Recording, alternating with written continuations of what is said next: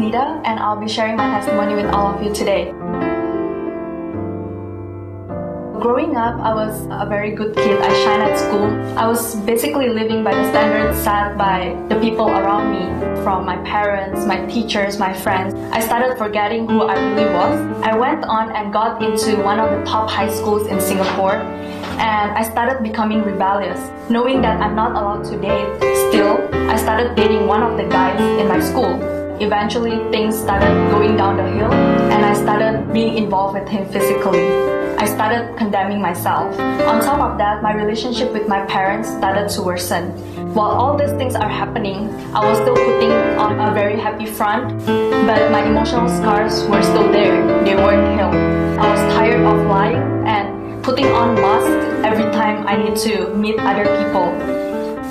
It was not until 4 years ago when I accepted Jesus Christ in my life and started following Him that my life became whole again, and I no longer live under other people's standard.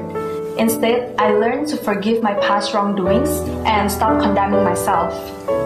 Although it was not an overnight change, it was not an overnight shift in perception, in belief, but I started appreciating what God had created me to become and started doing things that are right in God's eyes. Throughout the past years, I've been ministering as an usher, welcoming people into the church. And usher is all about serving others. As I realized whatever that we ushers are doing right now are actually what Jesus Christ was doing 2,000 years ago on this earth. I've also been involved in the church's monthly newsletter, Genesis, and through this ministry, I'm constantly reminded again and again of all the goodness and all the miracles that God has done in each of our lives. And it has constantly reminded that God's grace is enough for me and I can always hold on to His promises.